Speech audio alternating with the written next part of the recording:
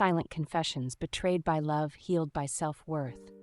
Welcome back to Silent Confessions, the channel where hidden truths come to light and stories of betrayal unfold.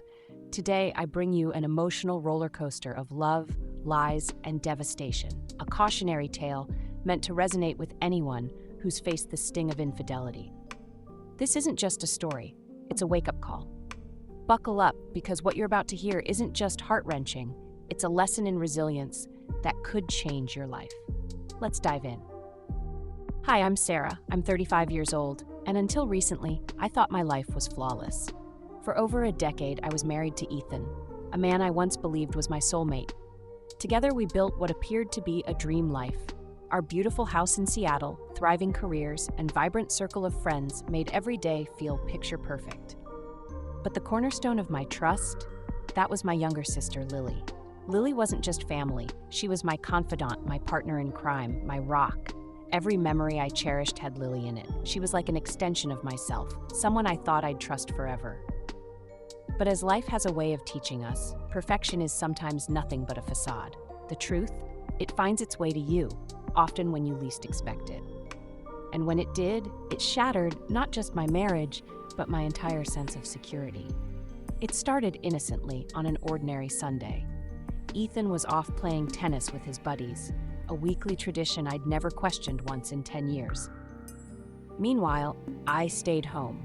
I remember thinking how mundane the day was as I gathered the laundry from our bedroom. That's when I noticed Ethan's phone sitting on the nightstand, the screen lighting up with a notification. I had never been one to invade his privacy. It wasn't something our relationship required. Trust was supposed to be our foundation. But that name, Jay, on the screen made my stomach tighten. An unshakable instinct told me things weren't what they seemed. It wasn't suspicion before that moment, but something about that notification felt off, like a quiet alarm screaming from deep within. I hesitated for a moment, but gave in. Ethan's phone was unlocked. What did I have to lose? What greeted me was nothing short of a nightmare. There it was in black and white, messages filled with flirtation, innuendos, covert plans for meetups, and photos. Photos so intimate it felt like someone had stolen the air right out of my chest. But it didn't stop there. As I scrolled, what began as shock became gut-wrenching devastation. The clues were all there, locations we had once visited together, inside jokes that only someone close to me would know. The cruelest twist? Jay turned out to be my baby sister, Lily. The sister I had laughed with, cried with, and trusted with my deepest secrets. My world didn't just collapse, it exploded, leaving wreckage too vast to comprehend. The following days were unbearable, haunted by one consuming emotion: betrayal. The people closest to me had become strangers, but anger didn't dominate me as much as the question of why. How could two people I loved do this to me? I needed answers, and I needed them fast. I devised a plan. The perfect opportunity presented itself when I invited Lily for dinner, just as I had countless times before. It was supposed to be a carefree evening with family, a guise orchestrated so that I could confront them both. The tension during dinner was almost suffocating. I could barely hold myself together as Lily talked and laughed like nothing was wrong. When dessert came out, my resolve solidified. As my voice trembled, my heart raced. Finally, I said the words I had rehearsed over and over: I know about you two. Let me know in the comments below. If you were in Sarah's shoes, how would you have handled it? Share your thoughts. I'm curious to hear your take. The silence that followed made the walls close in on me. Lily froze, her face draining of blood, while Ethan appeared like a deer caught in headlights. It was strange watching their guilt unravel in front of me. They stammered, threw out empty denials, but they knew there was no escape. I had screenshots, proof.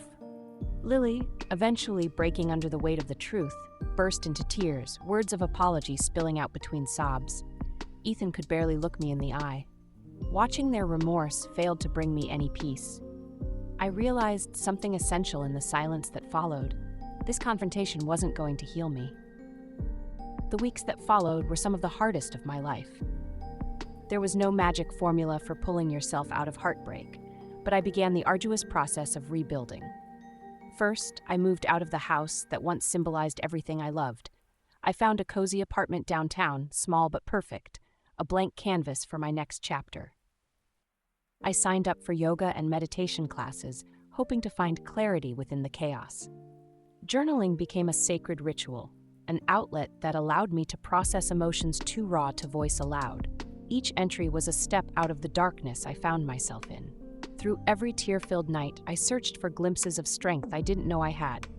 Slowly but surely, I started to heal.